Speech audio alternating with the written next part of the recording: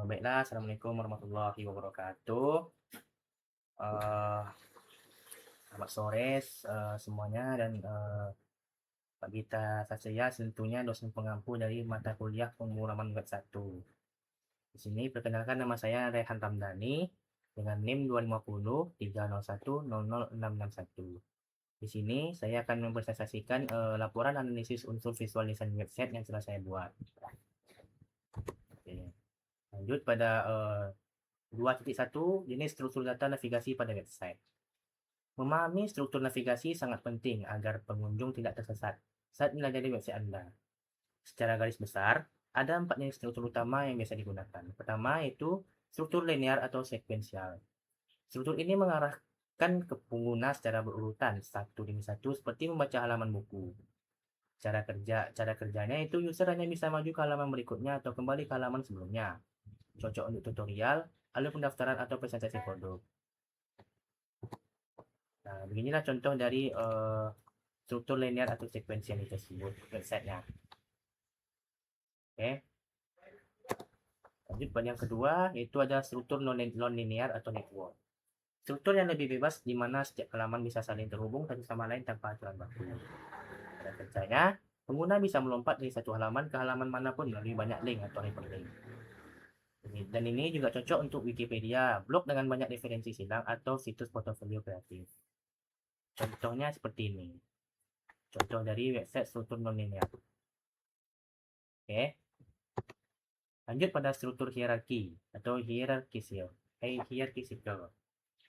Ini adalah jenis yang paling populer, bentuknya seperti bagian organisasi di mana ada halaman utama, homepage yang bercabang ke kategori besar, lalu ke subkategori hingga ke halaman konten spesifik. Kelebihan dari struktur ini yaitu ada sangat teratur dan mudah dipahami oleh pengguna maupun mesin pencari atau SEO. Cocok untuk website perusahaan, berita, atau situs dengan banyak konten. Contoh struktur hierarki itu sebagai berikut. Oke. Lanjut pada struktur komposit atau campuran. Itu adalah gabungan antara struktur hierarki dan linear. Cara kerja dari struktur campuran ini sendiri itu secara umum itu berbentuk hierarki, namun pada bagian tertentu misalnya proses checkout berbelanja berubah menjadi linear. Dan juga struktur campuran ini cocok untuk belanja online melalui Tokopedia, Shopee atau aplikasi web yang kompleks. Contohnya seperti ini. Contoh dari website struktur campuran. Ini. Nah, lanjutlah pada yang kedua, itu adalah 2.2 teknik layouting pada website. Pertama ada sequence. Secara teknis, sequence dalam layouting adalah manifestasi dari hierarki visual. Ini adalah upaya desainer untuk memegang tangan pengguna dan membimbing mata mereka untuk melihat elemen A, lalu B, lalu C, hingga akhirnya melakukan aksi di titik D. Proses ini melibatkan pemahaman tentang psikologi persepsi manusia, di mana otak kita secara otomatis akan memproses informasi berdasarkan rangsangan visual tertentu sebelum mulai membaca konten secara mendalam. Contoh dari teknik layouting yang sekuen itu ada seperti ini. Dan mengambilnya yaitu dari web Pinterest. Nah, fokus pertama pada layar ini disebut itu adalah pandangan mata pengguna akan langsung tertuju pada bagian tengah layarnya, pada bagian tengah layar tersebut. Nah, dan pada deretan sampul gambar-gambar menarik yang ditampilkan pada tengah layar tersebut, itu ada gambar mobil dan juga tidak ada gambar lainnya. Area ini menjadi pusat perhatian pertama pengguna karena membuat gambar visual yang menarik dan bisa dijadikan koleksi foto dan dengan perpaduan berbagai warna-warna yang indah.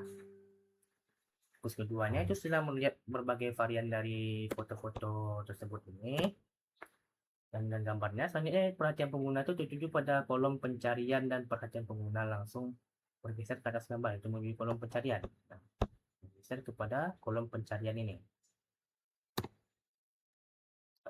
Langsung bergeser ke atas pencarian karena akan menimbulkan kesan aku harus cari gambar yang lebih bagus lagi nih sesuai dengan keinginanku agar bisa koneksi menurut pandangan pengguna tersebut.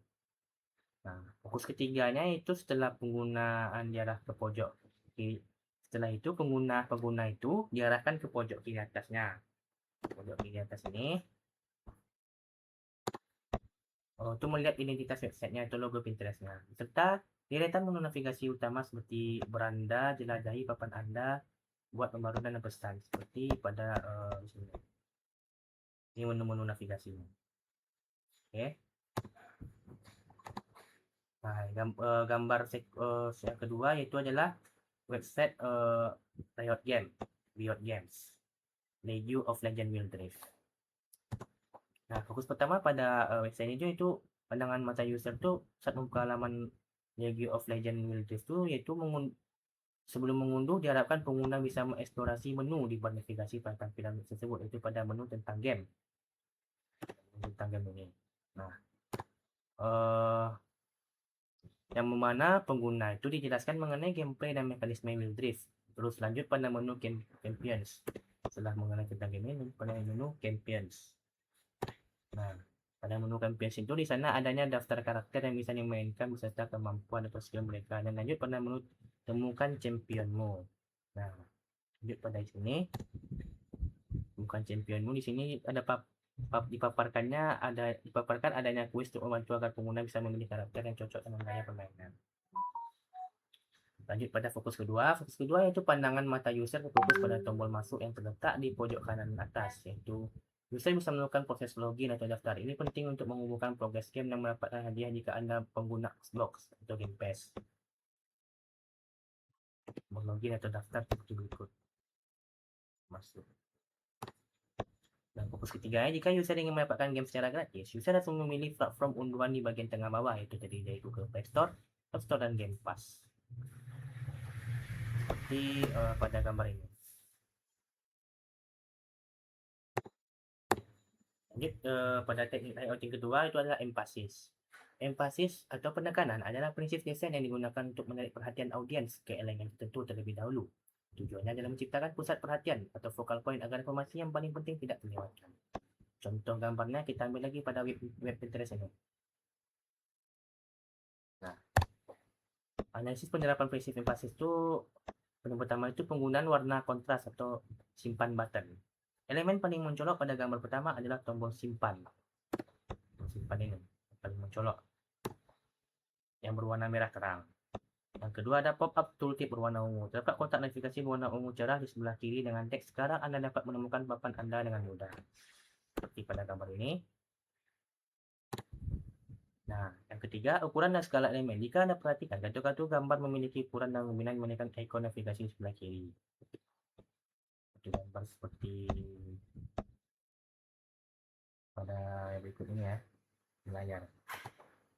Cepat atau isolasi white space. Halaman ini menggunakan latar belakang putih bersih sekitar elemen-elemen utama. Nah, latar belakangnya itu di belakang gambar belakang ini juga putih.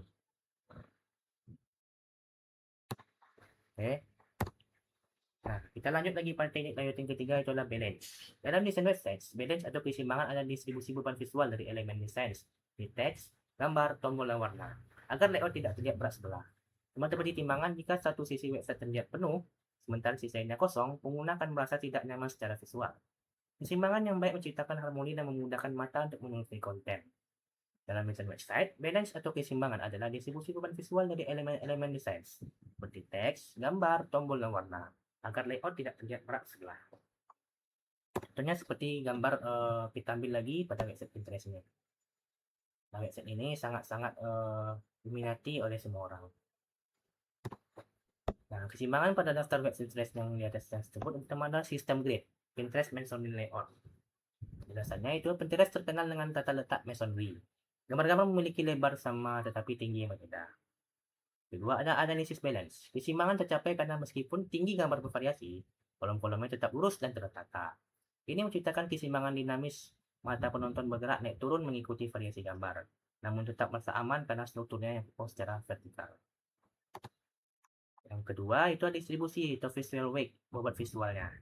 Warna dan kontras. Gambar-gambar di sisi kiri cenderung memiliki warna yang lebih hangat dan kontras yang kuat seperti gambar kesatria dengan latar cahaya kuning. Dari sisi kanan terdapat gambar mobil dengan dominasi warna gelap dan putih, BMW dan Porsche. Penjelasannya, desain ini mengimbangkan bobot antara warna-warna cerah atau hangat dengan warna-warna gelap atau dingin. White space atau ruang kosong. Penjelasannya itu jarak antar gambar, gutter sangat konsisten. Analisis balance-nya, ruang kosong merata ini berfungsi sebagai penyimbang bagi kepadatan konten visual.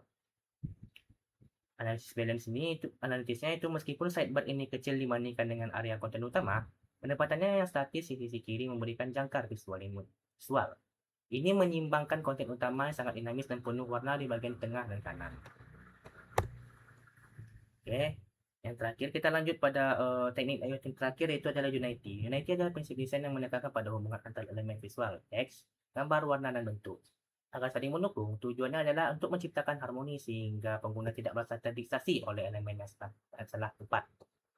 Meski menurut elemen secara bersamaan, melainkan bagaimana elemen-elemen tersebut bekerja sama sehingga terlihat seperti satu kesatuan yang utuh. Tanpa Unity, website akan terlihat berantakan, membingungkan, dan tidak profesional. Contohnya kita ambil lagi pada website Pinterest.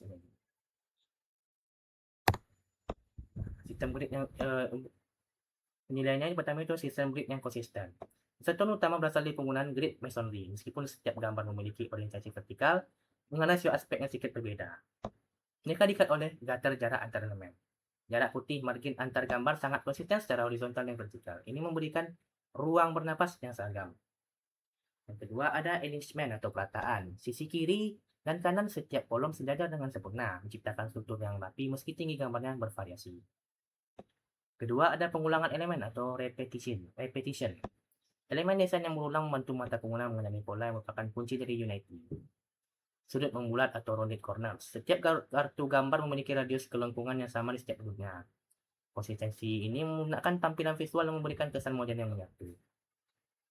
Tipografi. Penggunaan font sans serif yang minimalis pada bar pencarian dan menu navigasi samping menciptakan bahasa visual yang seragam di seluruh antar muka. Ketiga, kontrol kontras dan hierarki. Meskipun gambar di dalamnya memiliki warna yang kontras, misalnya mobil sport perak versus porter islami gelap, Pinterest menyatukannya melalui yaitu background netral.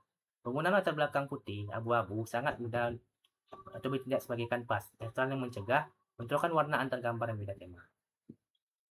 Dua, simbol ikonografi. Ikon pada sidebar kiri, Home, Explore, Create, Profile memiliki gaya garis atau stroke yang lupa, memberikan identitas visual yang konsisten. Satu memiliki interaksi yaitu User Interface Unity. Tampilan ini menunjukkan kesatuan fungsional. Bar pencarian terbentang luas di bagian atas, memberikan jangkar visual yang menyeimbangkan keramaian grid di bawahnya. Tujuan yang selanjutnya ada over effects. Terlihat pada gambar mobil mewah yang terbalik munculnya tombol merah simpan saat kursor diarahkan ke gambar memberikan petunjuk visual yang konsisten di seluruh elemen grid. Kelima, itu skema warna interface. Kesatuan diperkuat dengan palette warna UI yang terbatas. Warna ekstern merah khas Pinterest hanya digunakan secara hemat pada logo dan tombol aksi penting. Warna dasarnya itu ada hitam, putih, abu-abu, dan mendominasi navigasi. Sehingga fokus pengguna tetap pada konten tanpa merasa terganggu oleh dekorasi yang terbuka yang berlebihan. Oke, tidak terasa telah berakhir juga presentasi laporan unsur visual desain website dari saya. Apabila ada kesalahan kata dan perbuatan, saya mohon maaf. Dari Taufik Walhidayah. Wassalamualaikum warahmatullahi wabarakatuh.